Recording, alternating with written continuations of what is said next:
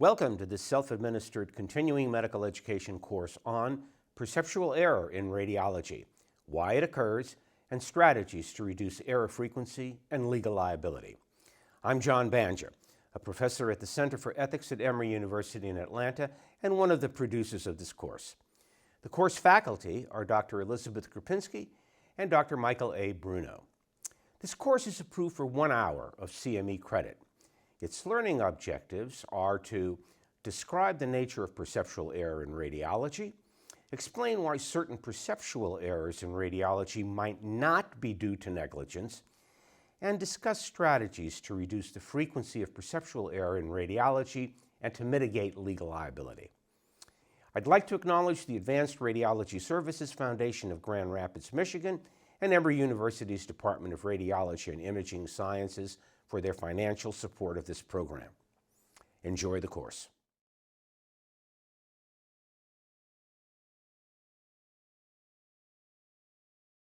Hi, Elizabeth Krupinski here from the Department of Radiology and Imaging Sciences at Emory University. I have nothing to disclose, and what I'm going to talk about is why do perceptual errors occur in medical imaging? Well, the first question, of course, is, well, what are perceptual errors? They are errors that occur due to potential faults or limitations in the human visual system. And they typically occur during the diagnostic process. And what you see there on the right is a sort of a pathway that the patient encounters as they go through the medical system, coming into the system with a problem, and the big circle in the middle is where they encounter the providers and where the potential for perceptual errors actually occur. Now here's an example. This is a typical chest image, and as you can see, the arrow points to a nodule, okay? Something indicating cancer. So there's 3 types of errors, and how we know this is through eye tracking recording. So we've got 3 different radiologists, each of them looking at the same image. And I am recording eye tracking using an eye tracking system, and I look where they look. And on each one of these, the purple dots represent fixations, or where the eye lands with foveal vision. And then the lines in between indicate the jumps in between those fixations. The size of the circle represents how long they're dwelling there. The bigger the circle, the longer they're looking. Now the one on the right, the search error, as you can see, there's no fixations over there where the nodule was in the right lung. That's a typical search error. They don't look with foveal vision, therefore they don't see it, and they don't report it. A typical false negative. The one in the middle is what we call a recognition error. Now, as you see, there's a few fixations around the lesion, around the nodule, but they don't report it. They hit it with foveal vision, but it doesn't quite register in their brain, in a sense. Perceptually, they pick something up, they look at it, but not enough features are recognized to then say, I found a nodule. The last one is what we call a decision error. Less of a perceptual error, more on the cognitive side. And here, as you can see, with that big purple circle, they look at it for quite a long time, but then they decide, no, that's not a nodule, that's an overlying rib, I'm not going to report it. So those are the 3 main types of errors that can occur, especially from a perceptual perspective. All right, so what's going on? Why do perceptual errors occur? Well, there's a lot of reasons, but these are some of the most common ones. One of them is poor image quality, or that there's technical, environmental factors. So for example, it was just a bad image. The patient was positioned incorrectly. Perhaps it's an old imaging device. It's not up to par. You have the bad signal to noise ratio, contrast ratio, so on. Environmental factors, the actual ambient lights that a radiologist reads in can affect their ability to diagnose an image. Whether it's too hot, too cold, a lot of dust, bad monitors, dirt on the monitors. There's a lot of different things that are more technical or environmental that could cause someone to miss a lesion on an image. But there's other reasons as well. Clearly, training and level of expertise and experience is a factor. Those with more expertise and more experience clearly do better than those who are still in training. An area that I've been studying for about 15 years now is fatigue. Stress, burnout, all of these factors can significantly impact a radiologist's ability to render a diagnosis. It affects your perceptual system. Also, perhaps biases. Going into an image interpretation, you may have something from the history that's leaning you towards one direction versus another, and you follow what the history says, but then you miss something because the history was incorrect, perhaps.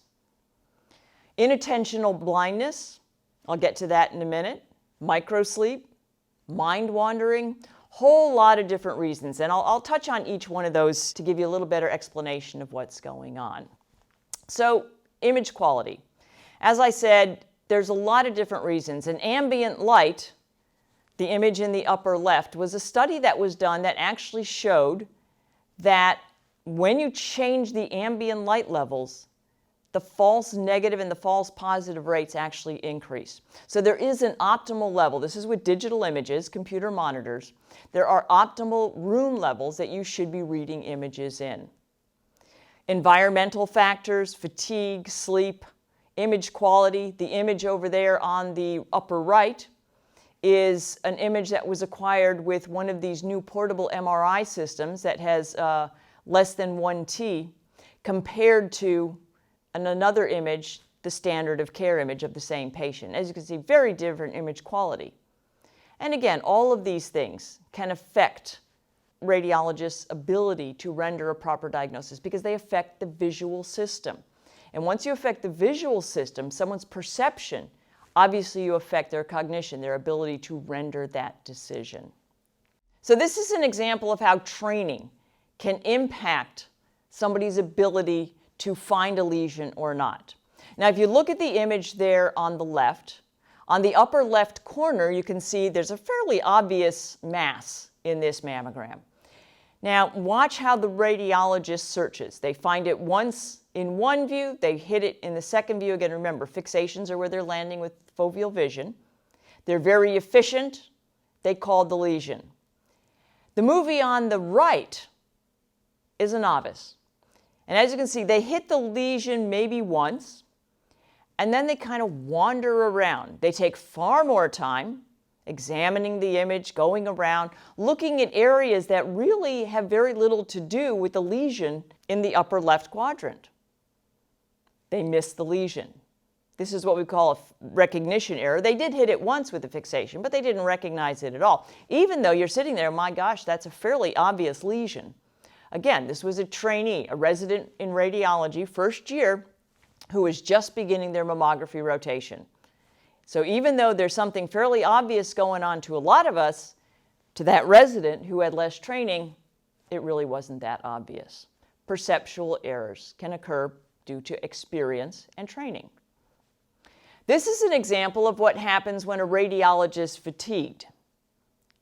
This is the study that we did a number of years ago, where we brought in radiologists before a day of work and then after a long day of reading images in the clinic. Now, the yellow dots represent when they were fresh in the morning. The purple dots are late in the afternoon, early evening, when they were fatigued, again, having read at least for 8 hours. As you can see, the yellow dots, there's far fewer of them, and they're more efficient. The radiologist moves around quickly, looks at all the relevant areas, and they're done. They render their diagnosis. The purple dots, they rendered the right decision in this one, but they just took a very long time. They spent more fixations, more time dwelling, and they were far less efficient.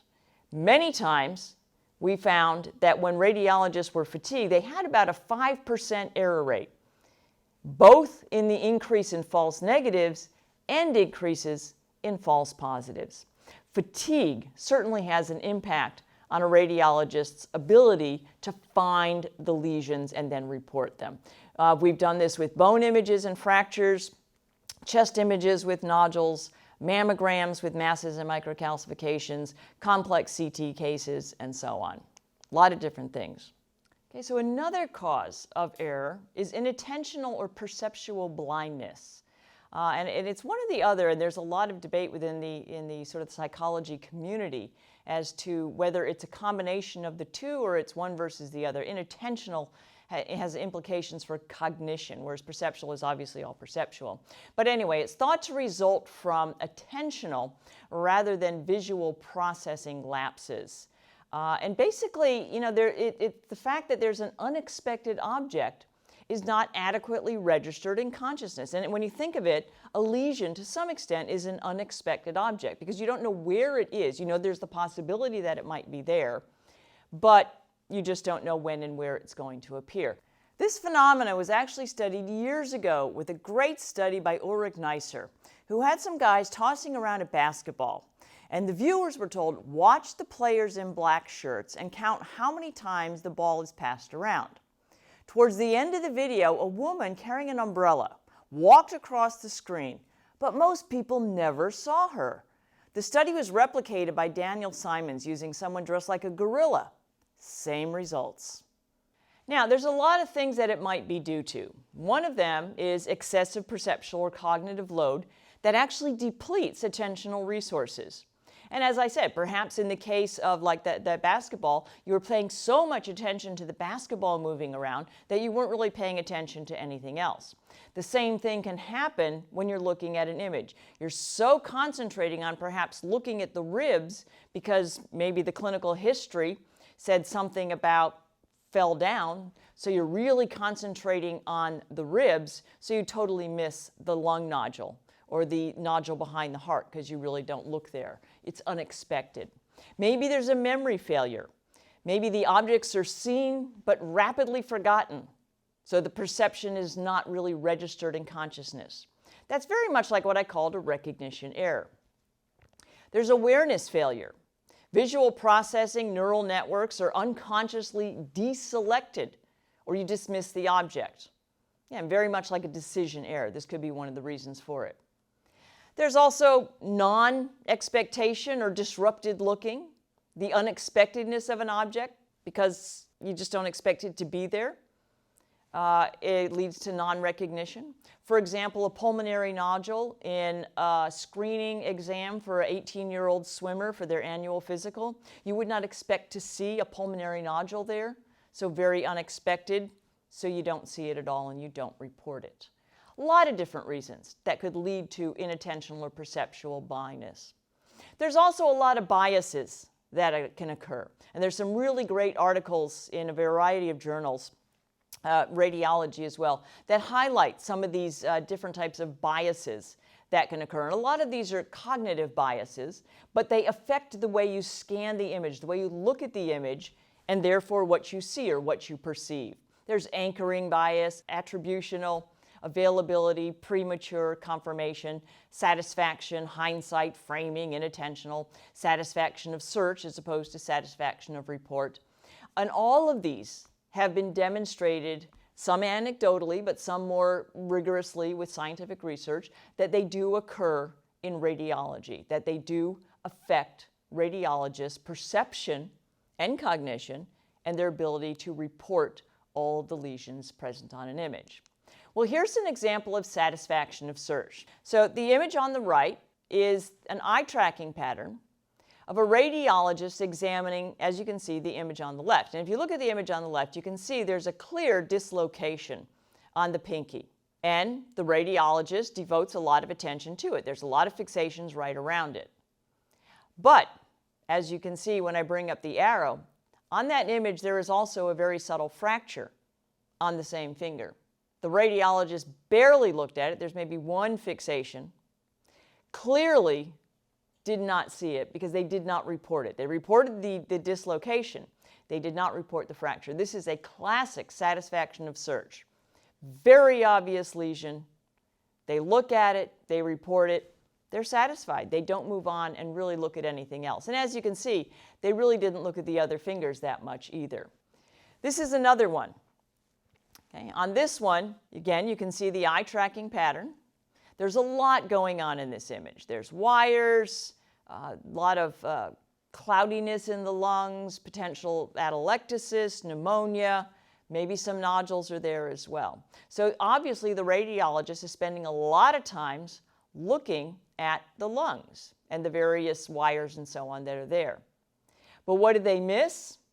Well, as you can see from the arrow, there's a dislocated shoulder, and they never looked at the left shoulder. They looked at the right shoulder, interestingly, but they never looked at the left shoulder where there's a clear dislocation. Again, satisfaction of search. They found all the other stuff in the chest of the chest image, but then neglected to look at the bone because all of their attention, in a sense, was sucked up by the chest image and the obvious severe disease that's located there. Microsleep is another very interesting phenomena that is really just being recognized, and really in radiology is just starting to be looked at as a potential cause of error. Now, what is microsleep? Well, it's basically what it sounds like. These are very short, 1 second, less than a second, up to about 30 seconds, where literally the brain waves show that you've fallen asleep. You can detect this with fMRI and EEGs, which is how we know it occurs. And it can occur without the eyes even closing or you nodding off, which is kind of the scary thing, but also the very interesting thing. Subjects typically believe they're totally alert, totally awake, since they're not conscious of being unconscious for these very brief periods of time. They're like micro naps in a sense. Neuroevolutionary hypotheses indicate that they might be the brain's way of just kind of shutting down and rebooting certain neural networks, possibly because, going back to what I was talking about, fatigue earlier, maybe you're fatigued, maybe it's too much cognitive load, maybe your brain is just working so hard because you're engaged in such a complex task as reading images that people's lives depend on, that there's just a lot going on. You're using a lot of energy resources, a lot of your attention. So the brain potentially has to reboot. It might be the brain's way of just not exactly succumbing all the way to the urge to sleep, but sort of getting you a brief, very brief nap. And it could be a survival advantage to that if you stay semi-awake. You don't get eaten by the lion that's right outside your cave, basically. In any case, microsleep may be a very ripe opportunity for errors to occur in the decision-making process. And we have very early data that suggests that this really does occur in radiologists. So it is a possibility. Interesting. Again, not totally proven yet, but we do have a lot of evidence that suggests that, especially as radiologists are now working more hours, reading more images, under more stress to produce RVUs and so on, that these microsleeps actually may be occurring and occurring more often, and thereby causing some errors. Mind wandering is a very interesting phenomena as well, and again, we're studying this as well. The attention drifts from your on-task assignment. It's what it sounds like. Your mind is wandering. Your attention drifts. You've got a task, and you wander to an unrelated topic. It's stimulus independent, and it's self-generated thought. Basically, you're sitting there reading the image, you're concentrating, you're really doing your job, and then all of a sudden you start thinking, what's for lunch? And you wander a little bit. It has a negative influence on performance, but a lot of times you don't notice it when you're prompted. It's as if you're in idle almost. And I see it sometimes in eye tracking behavior, where the radiologist is just kind of staring at the image, and you can interrupt them and say, are you okay? Did you fall asleep? Whatever. And they'll say, no, I'm fine. I'm searching. They don't realize that their attention has wandered. And basically, we spend about 25 to 50% of our waking hours engaged in thoughts that are totally unrelated to the here and now. And a lot of people sometimes say, oh, well, I'm really concentrating, but I'm also thinking about this. It doesn't really work. It's sort of like dual tasking. You think you can do it, but you really can't. A lot of errors end up being made when you're dual tasking or when your mind wandering, when things are going on sort of unintentionally. It can be intentional or unintentional. Like I said, sometimes you actually consciously think about something else, but a lot of times thoughts just come into your mind, and your mind wanders and you think more about that than your task. And even though your eyes may be searching an image and you're looking as if you're looking at the image, you really aren't paying attention. Your mind is wandering. It occurs a lot of times in monotonous and boring tasks. Those that are more cognitively challenging and mentally exhausting, it can occur there as well. It happens less often. But for example, in mammography, that could be, by some radiologists, considered a monotonous and boring task. You've got a lot of negative images to go through before you find a positive one. Screening any type of images could be like that. Again, also mentally exhausting could also lead to mind wandering. You just think about something else. It could possibly be due to a lot of things, a lot of them neurologically based. Poor executive control, where you don't exert enough effort to block these intruding thoughts. Again, as you're fatigued, it gets harder to block these thoughts. Diminished attentional resources, where the on-task cognitive resources are depleted or the reserves are depleted. The thought processes, there just could be deficits, where a surplus of energized and highly motivated but unrelated thoughts basically just kind of infiltrate and intrude and disrupt the cognitive task at hand. And we know this happens, again, but we really don't have a lot of evidence as to exactly why it's happening and how to predict when it might happen during a radiology task. And again, we're starting to get some really good evidence by putting radiologists in MRIs, for example, to record that mind wandering actually does occur. Now, it involves the episodic co-activation of two major functional networks in the brain, the default mode network and the frontoparietal executive network. Now, the DMN actively underlies internally directed thought, okay? What you consciously think what you're doing. It's suppressed during demanding cognitive tasks, requiring externally directed attention, which is mediated by the FPN. Okay, so both of these are active in different ways during a cognitive task, like reading an image. Now, the FPN subserves externally directed thought, concentration, purposely directed cognition. During externally directed mental activities that require a lot of volitional recruitment of cognitive resources, the DMN actively is generally suppressed, with the predominance activity in the executive network part of the brain region, or the FPN.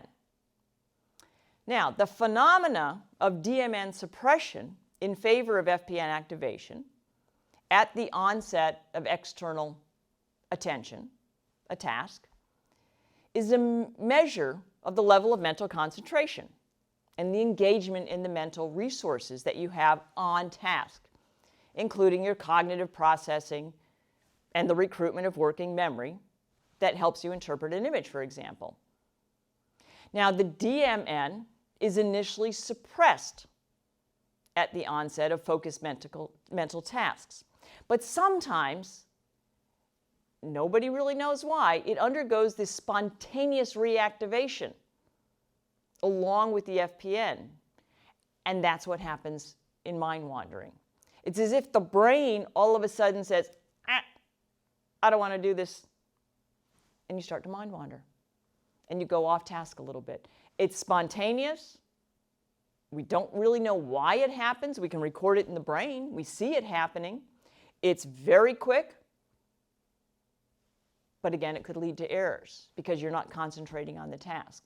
In this sense, your brain is actually working against you to some extent. So in summary, perceptual and cognitive errors are going to occur.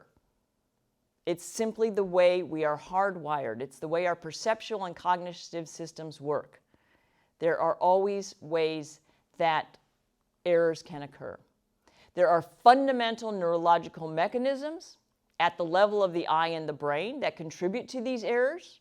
And unless we figure out ways to rewire our brains and our perceptual systems, they are simply always going to occur. Now, there are decision aids. There's tools out there. There's artificial intelligence, machine learning, deep learning, all of these things that are being developed. Maybe better display methods, better work environments. Training may help ameliorate errors. But in all likelihood, none of these things even artificial intelligence as a decision aid is likely to eliminate errors that are made. As long as the human is in the loop, errors will be made. Fundamentally, since artificial intelligence is doing essentially the same task as the radiologist, in many cases, AI is going to have the same errors that radiologists have as well.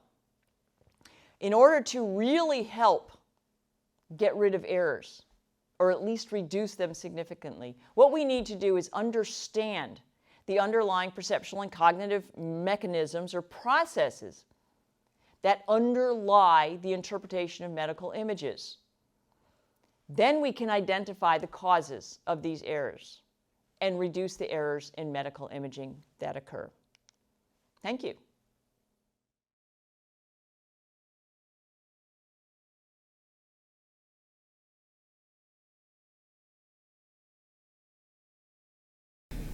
Hello, I'm Dr. Michael Bruno from Penn State University.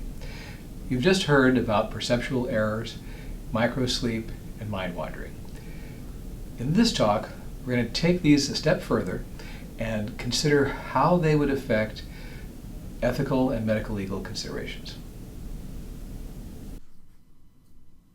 So we're going to be discussing perceptual error and tort litigation in the context of diagnostic radiology. The goal is to redirect the legal conversation with new evidence. And I am from the Milton S. Hershey Medical Center. That's Milton S. up in the right-hand corner, who founded the town of Hershey, where there really is a corner of Chocolate and Cocoa Avenue. And I have a few disclosures. I get book royalties from Oxford University Press and Elsevier. So you've heard now from Dr. Krupinski about perceptual error and what it is. Is it a human factor beyond our control, or is evidence of a perceptual error an act of negligence? Does the tort system create an unreasonable standard of perfection? And do doctors have unreal expectations? One of my colleagues actually said this: I have MD after my name, and that means I don't make mistakes. So errors are the elephant in the room, and they can sort of pop the ego bubble. We know that others may suffer from our mistakes, and this does not give us any comfort. Giving a historical perspective of mistakes, back in 1997, the IOM report To Err is Human was published, and it showed that at least 44,000 and as many as 98,000 hospitalized Americans died as a result of errors. And one study found that the average ICU patient experienced 1.7 errors per day, and about a third of those were potentially life-threatening in that setting. The popular press picked up on this, and this was a syndicated cartoon that was in most newspapers around the time the IOM report was released. I want to talk about Dr. Leo Henry Garland. He was a radiologist who practiced in the late 1940s, 50s, and into the 60s.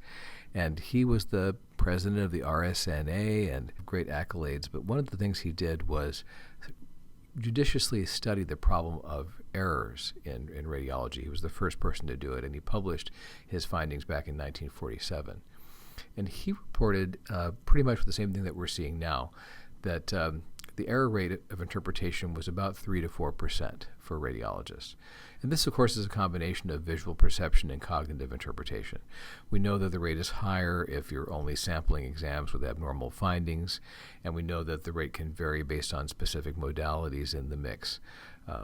And Dr. Krupinski also mentioned that errors can increase with low target prevalence. That's a factor that we know of. So 3 to 4% error, and that really hasn't changed for 5 decades. So there's a number of errors that we could focus on in radiology practice. Missed findings, the perceptual error, misinterpretation of the findings, which can be considered to be a cognitive error, where a radiologist sees something but thinks it's something else. Errors involving the wrong patient, the wrong side, the wrong body part, the wrong study, failure to communicate results appropriately, failure to communicate with the patient effectively, not getting an appropriate informed consent, and of course, general safety things like medication errors and falls and allergies. But we're going to mostly focus on perceptual error, simply missing the findings, not seeing them, although they're visible in retrospect. We know there's a baseline variability in radiology interpretation. The work by Abajuda et al. Showed that there's a 25% chance of the same interpreter interpreting the same exam differently the second time they look at it. So that's not error exactly. That's more like variability, baseline variability. He published a study in 2010 from Mass General Hospital where body imaging radiologists were asked to reread studies, some of which had been read by their colleagues and some they had read.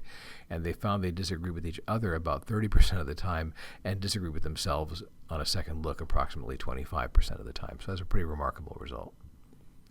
And you've heard about the invisible gorilla. Of course, we can see it now. The radiologists were focused on finding pulmonary nodules on the CT scan, and they had perhaps hyperintention on that and didn't see the black gorilla on the same image. It's interesting that although 80% of the gorillas were not seen, close to half of the pulmonary nodules were also not seen. The most egregious example of a perceptual error that I can offer you is the history on this chest x-ray of a child was swallowed coin, and the coin was clearly visible here in the esophagus, but it was missed twice, and by a skilled person who was doing a good job, but they failed to see this. And this kind of inexplicable error, that's the thing we need to try to explain. And this is how it makes us feel. This is the great American philosopher Homer Simpson. So take a closer look at that. We talked about this Goethe, quote, we see only what we know. And this sort of is the essence of what I call the knowledge gap hypothesis, where if we only knew more, we would not make any errors. And the whole focus of continuing education has been on this, and it just hasn't worked. It's good to know more things. I think we do probably make fewer errors, but the error rate stubbornly won't go down below that 3 to 4% threshold. Goethe also said, doubt grows with knowledge. And that's really a nod to the uncertainty of the process that we're dealing with. And I think more to the point, Leonard Mlodinow, the mathematical physicist, said, perception requires imagination because the data people encounter in their lives are never complete and are always equivocal. And truly, we operate in an environment of extremely high uncertainty. I think it's to a degree that people in other walks of life might actually find to be fairly paralyzing. But inaction is rarely an option for us in radiology. We have to balance the probabilities, as the great Osler said. We have to come up with an answer, and we have a deadline. And so reliably, this is going to produce errors. So turning now to the issue of tort. The American tort law really exists with the explicit goal of deterring bad behavior by punishing it. That's one of the main goals of tort law, is deterrence. But the duties that law imposes are limited, and perhaps the most important is that it imposes no legal obligation that is not within the actor's ability to perform, since it relates only to the actor's conduct over which they have control. So accordingly, judges will often instruct jurors that a defendant radiologist can't be found negligent on the basis of something that was found only later in hindsight. But these instructions don't always carry a lot of weight. I want to talk briefly about what I consider a model for error in radiology. I call it my 3-part error model. Errors of how we work, errors of how we think, and errors of how we are made. So obviously errors of how we work are something that we have control over. Those are our systems errors. We can address them with quality and safety strategies. We can address them with management strategies, scheduling enough people to do the work so that enough attention can be applied to it, for example. So thinking about that, we can, when the errors are made that are systems errors, we can do a root cause analysis. We can analyze our failure modes. We can do practice quality improvement projects and our PDSA cycles and Lean Six Sigma.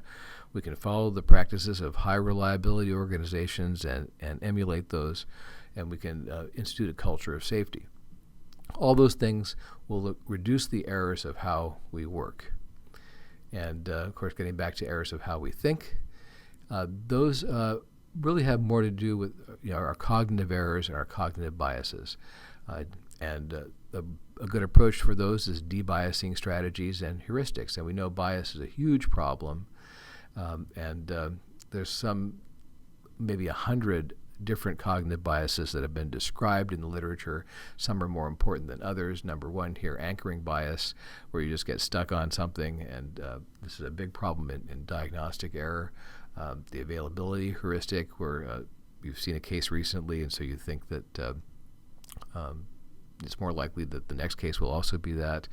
Outcome bias is a big one in medical legal issues, where a decision is based, the judgment of whether a decision was good or not is based on the outcome rather than the process of how that decision was made.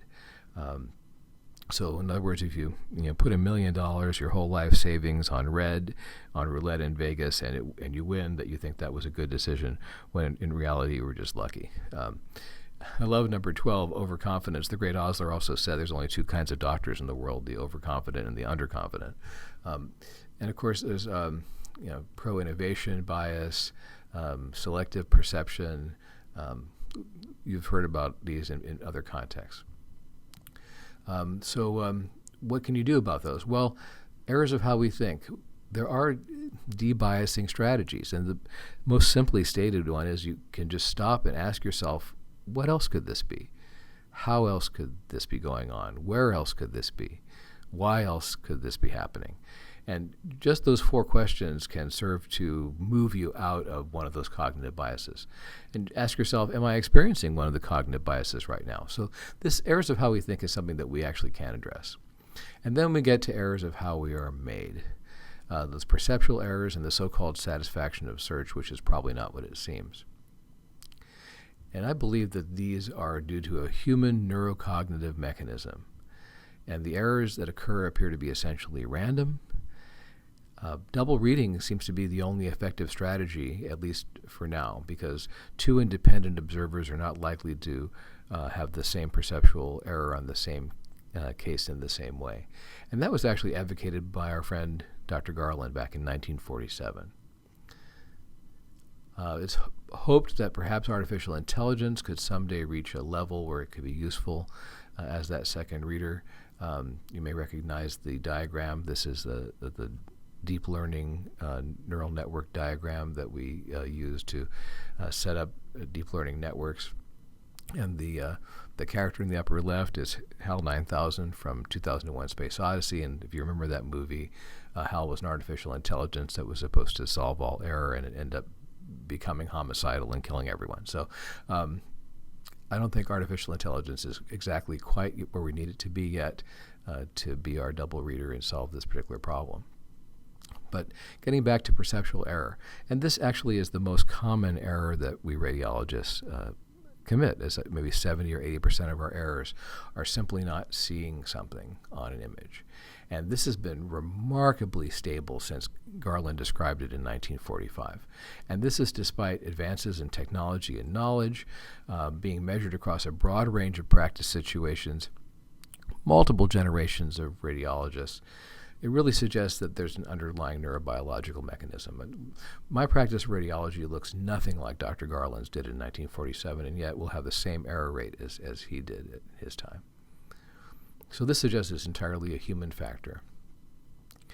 Why? I think it has to do with evolution. So most of our errors we make are perceptual errors. They appear to have this neurobiological mechanism. They're not under volitional control. It's probably a feature, not a bug. I mean, we didn't evolve to practice radiology. I love this diagram, which shows the evolution from our pre-human ancestors all the way to the Beatles.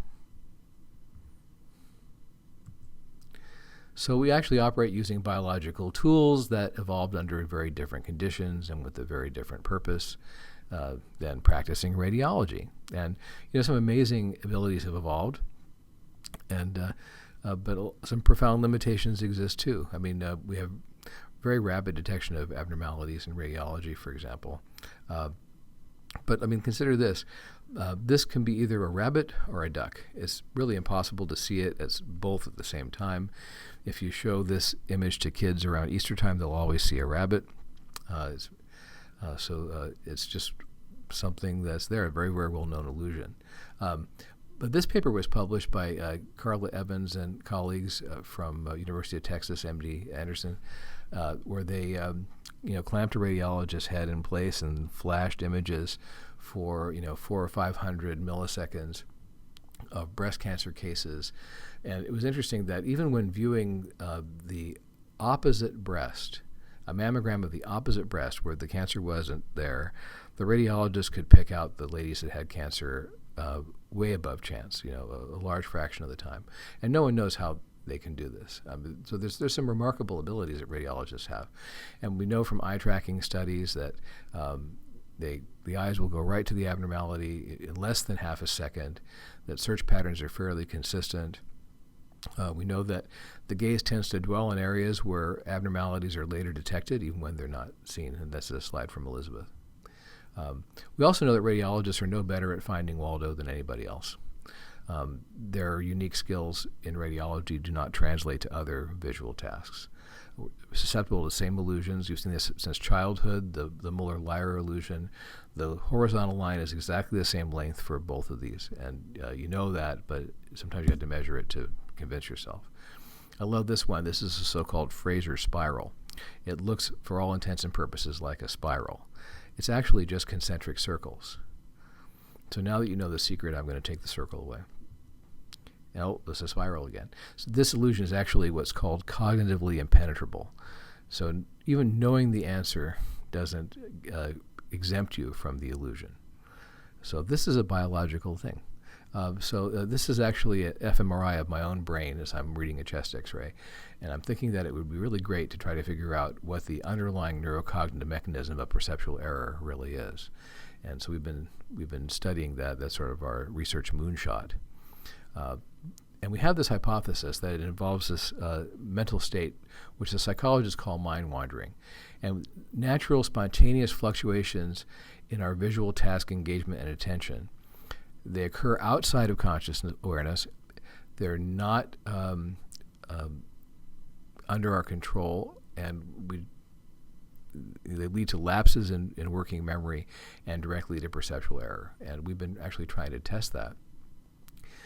It's probably related to simultaneous activation of these brain networks that are normally opposed, and it produces a mental state that increases the risk of error. It's actually, like I said before, a feature, not a bug. It probably is a normal adaptive brain function. It's associated with this phenomenon known as perceptual decoupling, where actually the subject, when this is happening, when they're in this brain state, they're unable to take in visual or auditory stimuli. And again, not under volitional control, not under conscious awareness, and cannot be avoided by effort or training or admonition to do better or anything else. It's not a character flaw, it's just something biological. I think it leads to errors, and it can provide us a mechanism to explain those inexplicable errors, like not seeing the coin in the esophagus when you were looking for it. So the two main networks that we've been focusing on are the default mode network, which involves certain areas of the brain, and the frontoparietal network, which involves other areas of the brain. And these two are just normally diametrically opposed. And this is one of our research subjects. And when one network is up, the other network is down. They sort of seesaw back and forth, and that's the normal state. But over this 15-minute period, there were 6 episodes where the person had co-activation, where both of them were active. And we believe that this causes, there's actually very good data to believe that this causes a subjective mind wandering when this happens. And what we found, giving these people a task that required continuous visual attention, was that 75 more or less % of their errors occurred during these sort of blue box periods when the two networks were co-activated. That was a highly significant association. It was less than, the p-value was less than 0.001, which is highly significant for medical research. And so this lends tremendous strength to the idea that that mind wandering and a neurocognitive high-risk state exists periodically.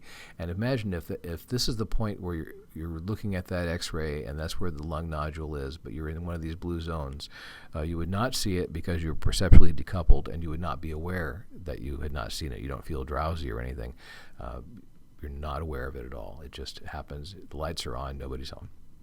So the implications of this biological reality for tort. People, especially professionals who are widely trusted by the public, have clearly certain duties. But there's no legal or moral obligation to do what's impossible for them to do. So Immanuel Kant said, ought implies can. If you can't do something, then you can't be said that you ought to have done it. Data have shown that perceptual errors are neither under volitional control or conscious awareness. They can't be avoided by training or effort. So simply not seeing something is therefore not proof of negligence. This error type is unavoidable.